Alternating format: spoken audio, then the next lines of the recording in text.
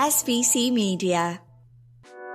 Welcome to iGaming Daily, analysing the news from the betting and gaming industry all over the globe. Supported by SBC Summit Latino America, bringing together the leadership teams and product specialists from retail and online operators in Latin American markets. Discover the potential of Latin America's booming iGaming and sports betting markets at SBC Summit Latin America, the premier industry event in the region.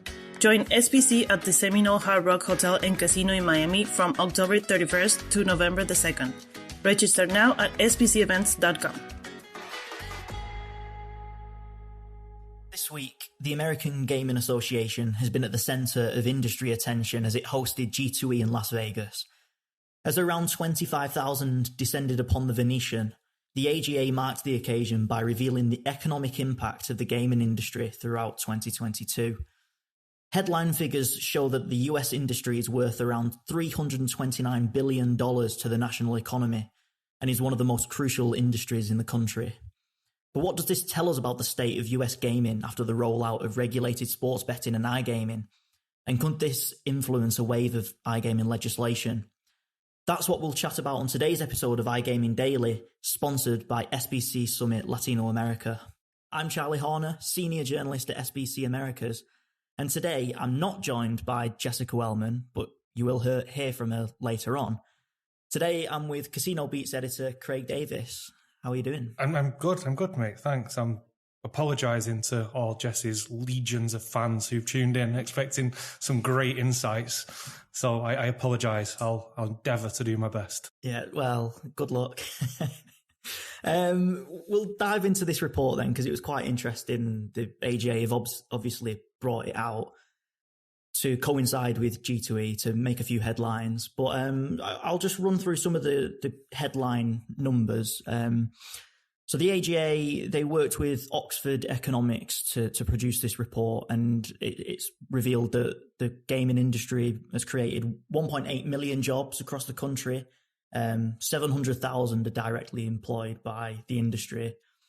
Interestingly, they also say that 1 in 33 leisure and hospitality jobs in the US are from the gaming industry. Total wages and salaries eclipse $104 billion annually, and the industry contributes $53 billion in federal, state and local taxes each year. A lot of numbers, but you've dived into the report as well. What did you make of it? I mean, the first thing, you see these numbers, you've referenced G2E, and obviously, like you say, they've released this as a bit of a kind of wow factor, you could say, for people either like us back at base, or people attending to be kind of like, oh my God, look at this, and maybe a little prod to states that aren't licensed online maybe in any way at all to like, look what you're missing out on. The first thing I thought was, you can't help but see these numbers and be taken back by how big they are. But I mean, I hate to be simplistic here. They're going to be, aren't they? The last one of these reports was 2017 and it was pre-PASPA. If we've gone through all this in the last 5 or 6 years and these numbers weren't hugely inflated, then that'd be a year-long set of podcasts to try and dissect why that is. So that was the first finding. Secondly, this kind of follows, I'm going to say, a bigger industry trend and something I hear a lot. The snowball kind of effect at the minute of people saying something along the lines of, we don't promote the good causes enough. We don't promote the good things we do. And of course, that can relate to specific CSR initiatives or projects or whatever kind of buzzword you want to attach to those. But I think it's still applicable in things like this. I'm not sure how you'd shoehorn something like this into this report. Maybe it'd be something separate. But you hear all the things about how much they've made in tax, and you get quotes about delivering long-term growth and impact to communities, tax revenue, jobs, supporting local businesses, funding critical community projects and all this kind of stuff. But what are they? How does this actually work? Where is this money actually going? And what does it benefit? Because for some states, the numbers are not just going to be enough. And these lovely worded quotes are just not going to cut it. California, for example, look how that went. It's just not going to be enough. People are going to want to know deeper specifics as to where it's going. So, I mean, rather than being a key takeaway of what's actually presented in a report. I'd just like a little bit more of the actual benefits that the industry generates. Yeah, I mean, I completely agree. There's a lot of numbers, but there could be a few more real life examples of what's actually going on the ground. So the top line figure really is the $329 billion. But obviously that's not purely from just gaming sales or sports betting handle and that kind of thing. Could you just break down what the figures are and how the AGA have reached this top line figure? So they've basically done it in direct and indirect. So they've said there's $150 billion in gaming industry spending, and that can encapsulate spending from commercial casinos, Native American casinos, catalytic spending. I'm going to get into that in a minute.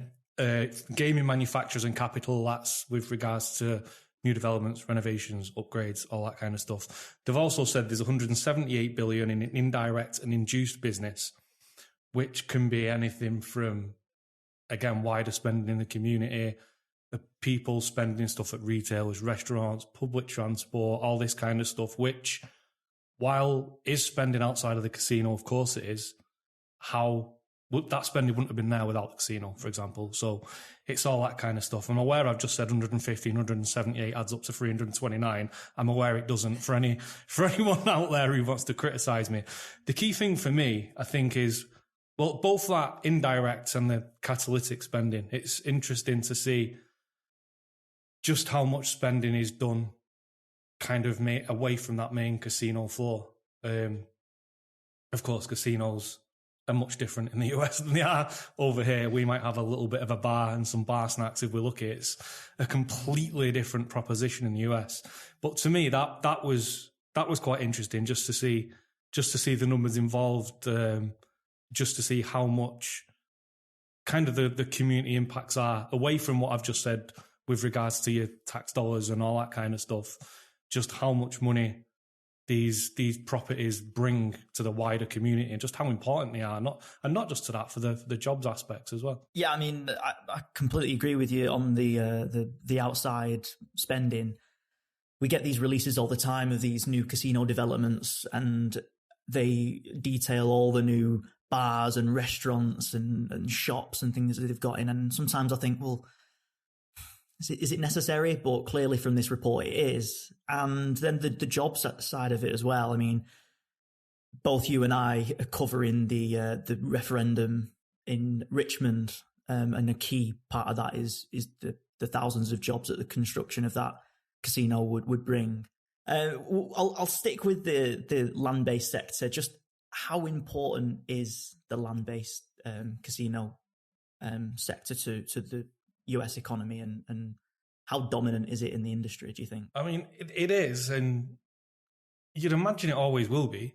I mean, you've got to keep in mind how ingrained in the US these land-based venues are, as opposed to a fairly new legalized online space. I'm sure we all know about the black market by now if you didn't pre-2018. It will always be. You see it with certain states that tether online licenses to the land-based. They're not daft. Like, the people realise how important these land-based establishments are, and like I've hammered throughout, it's a much bigger picture than you'd maybe think from an initial glance. It is those wider impacts. It is the restaurants, the bars, the public transport infrastructure, the retail outlets. It is all this, the thousands of jobs you've just referenced yourself that these facilities can generate, especially if you've kind of got a lot in a condensed area, which you have in several parts of the US. So it is dominant. It is, again, to me, it's always going to be online, is always going to be the complementary offer. And if online ever got to a point where it tipped that scale, then I think there'd be some panic. Mm. And it's not just the commercial casino sector, really, is it? I mean, the Native American and tribal casinos are really important to the ecosystem as well. And just to outline what the report said, Native American casinos employed 5,000 people in 2022, paying out around $8 billion in wages and salaries. So we often, sometimes gloss over some of the tribal issues, but land-based casinos are really important to those communities. But yeah, going on to the online side of things, because we referenced it earlier, this is the first of these reports that have come out since the repeal of PASPA and the rollout of online casino. We've obviously seen an uptick in those numbers, but do you think that the online launch has had the impact that you think it would have done? Or do you think there's potential for it to go even further? There is potential for it to go further. I mean, of that headline figure we've referenced, that 329, I think it was just over 123 million of it was commercial casinos. That's inclusive of your sports betting and your iGaming. There is room. I mean, the key thing to say here is you look at online sports betting, you look at online casino as two separate entities, and I'm aware this was the case as of around May this year, and I've got no reason to disbelieve it's changed in those few months. The revenue from online casino was far excelling that of sports betting. Of course, we all know the reasons why that'd be, with various states signing up to sports betting and the scramble for market share. And we all know the effects that come alongside that can impact figures on a state level. But just off them 6 states, iGaming's absolutely flying. Of course, we're getting a 7th next year in Rhode Island, although that's a strange beast of its own. It's not going to be the most competitive market in the world. Just live casino and just Bally's. As more states embrace iGaming, which is going to be as slow a process as it has been since PASPA fell, you will see a significant uplift like you have. Even states like New Jersey, well established, as more kind of brands enter and there's a bigger scramble, the numbers just keep going up. Yeah, I mean, let's stick with this iGaming theme, because it has been a slow process. Basically nothing happened this year on the legislative side of things, apart from, as we talked about, Rhode Island. But again, it's not the most exciting market in the world. We all want to see the New Yorks, don't we? We want to see. Can you call Rhode Island a development? That seems... Yeah. It's not really. We do apologise to everyone in Rhode Island if you're listening. But yeah, do you think that this report and the economic impacts that we've seen, do you think that's people are going to reference this and show the lawmakers the economic impact of iGaming and that growth that we keep seeing on the revenue side and the taxes? Do you think this could push anything over the line next year? I don't know if they'd reference this report specifically. They may. The economic benefits, I'd imagine, is the key central part to any legislative push. If it's not, it probably should be, because that's got to be one of the biggest kind of convincers you can get. Look at the benefits that the whole state's going to get. Look at how it's going to benefit our communities, our locals, etc., etc., etc. Beyond Rhode Island, I'm not sure. You hear all the states. I mean, I think pretty much everyone that's legalised sports betting that hasn't got a casino at the minute has been referenced as a potential over the last few months. And you hear them on a rotational basis. New York is the one that I think there's a bit of a clamour for. We all want New York, don't we? Even some of the others you hear, Iowa and Illinois, for example, crop up every now and then. But even the ones who have recently legalised, are they going to make a quick push to try and get that complimentary offering? I don't expect any more developments quite quickly, to be honest. No, it's a slow burn. It's a slow process, and but you have to say that the 6 states that we do have so far, there's been a lot of success in those states. So we'll just have to wait and see what the lawmakers think next year. And you hear a lot about innovation in the industry. Obviously, I'm from the gaming side, and that's the big buzzword. While there isn't that clamour on the casino side for market share as new states just kind of pop up everywhere as legalising, you've got to say how much does it kind of help that innovation side? How much does it help companies kind of especially your European or your typically European focused kind of operators, and even maybe on the supplier side as well, who are coming over, how much does it help them kind of specialize in offering for the US market to learn? Of course, it's going to be different on a state-by-state basis, but there will be some similarities people can take over. How much does it help foster the innovative side of it? But I suppose the flip side of that coin is if you've got like an MGM, who I believe is the dominant brand on the iGaming side, how much does it just kind of help MGM to reinforce that dominant position so that when a new market opens up, MGM are just in the best position to blow everyone out the water? Well, yeah, I mean, I think that opportunity will create the innovation because everyone wants a slice of the pie.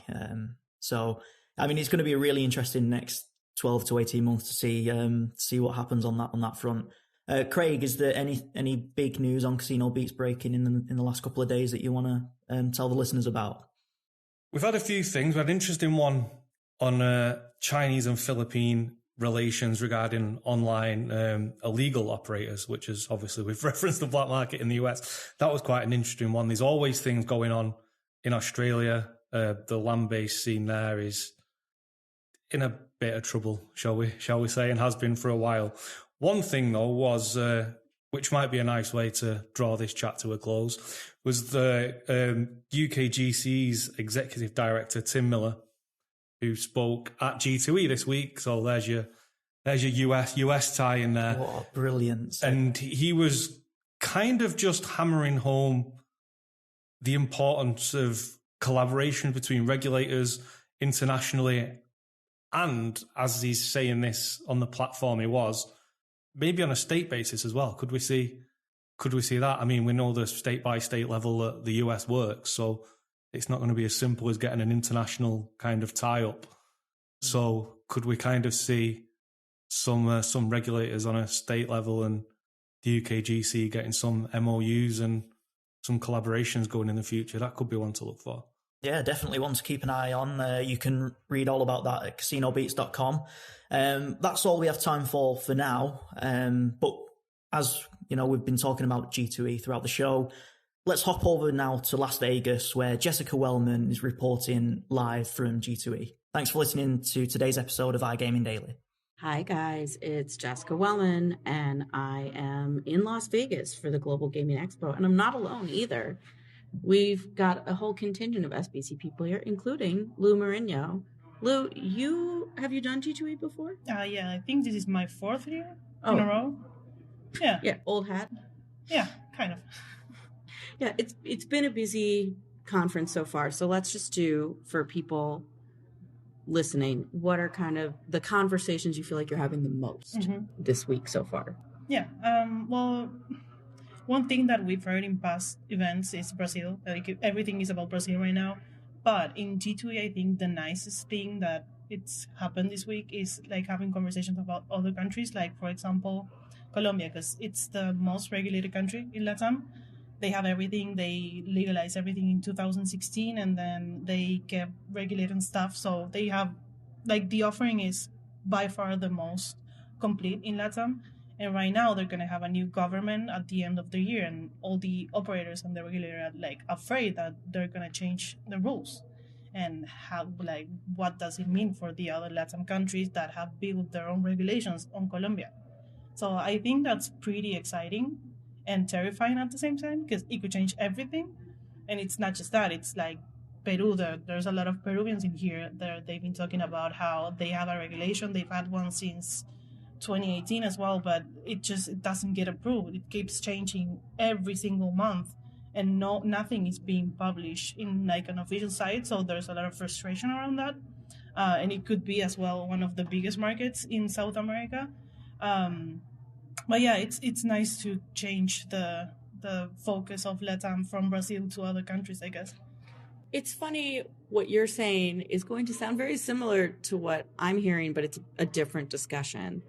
But the recurring kind of theme is there's a lack of clarity around regulations. There's fear that regulations are going to change, and there's, uncertainty about where we'll end up on this issue. Charlie and I did the podcast last week about our Underdog fantasy interview. So Underdog is here, Prize Picks is here, and the kind of DFS wars are top of mind for everybody. So I think some of it is that I wrote about Jeremy, so people are coming to me to talk about it. But I feel like I've talked to probably 20 people about the same thing, which is, where do we think that this is heading? Do we think more states are going to crack down and revise what their DFS regulations are? Do we think a state that doesn't have DFS regulations or legalized sports betting would ever have their attorney general send some sort of cease and desist to these prop style operators?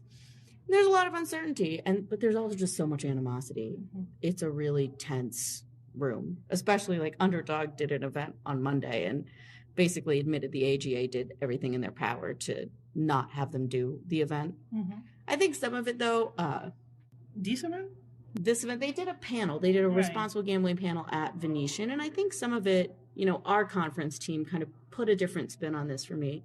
They were like, we would never let someone rent space at one of our conferences and let them put on competing conference content. Like, that's crazy. And I'm like, okay, now that you phrase it that way, it makes a little more sense and it feels a little less petty than it may have seemed at first. So that was one big one for me. Do you have any others that have stood out for you? Well, there's one thing that we've been talking to people about. It's the networking event for Miami, our own event that's going to happen from October 31st until November the 2nd in the Seminole Hard Rock Hotel and Casino. So last year we had the Miami Marlins, the baseball stadium. And I'm excited for this year. Yeah, this year is going to be the Miami Dolphins. So we're going to do like some activations around football, American football, for all my Latin people. That's not our football, but it's going to be so exciting because we don't usually have that in Latam. So everything is completely new and it's not like something they've done before. I hope so. So yeah, that's going to happen on Wednesday, November the 1st. That's going to be from 7 p.m. if I'm not wrong. And yeah, that will be the main networking event, which I'm very excited about. At Vegas Baby, which was our networking event here last night, talked to lots of people who are very excited about LATAM. But I had one other kind of conference level takeaway that is a lot of the conference content. It's the attack on MGM and Caesars and what that means for cybersecurity going forward. I don't know about you guys. Every time I go to a cybersecurity panel, I leave just terrified. So I went to the cybersecurity panel on Monday. Contessa Brewer was asking some of the CEOs about it too. So it's top of mind. And I think what's just overwhelming about the conversation, and maybe why we aren't talking about it enough, is that some of these things aren't easily resolved and fixed. Yeah. So I think it'll be going forward. I actually am going to be moderating a cybersecurity panel at LATAM. So I'm going to get to talk about it even more. That just got added this week. I don't even know if it's finalized. So don't hold your breath. I know you're very excited to see me, but yeah. And by the way, for the Latin people who want to listen to it in Spanish, we'll have live translations, so they'll be able to hear the panel as well. Yeah, as yo no hablo español, but you'll see us in Miami. We'll be doing pod updates from there. But in the meantime, this has been the update from G2E for all you listeners at iGaming Daily. Thank you for listening to today's episode of iGaming Daily, brought to you in conjunction with SBC Summit Latino America, being held at the Seminole Hard Rock Hotel and Casino in Miami on the 31st of October to the 2nd of November. If you want to find out more about some of the subjects raised today, feel free to explore any of the sites in the SBC News Network. Happy reading.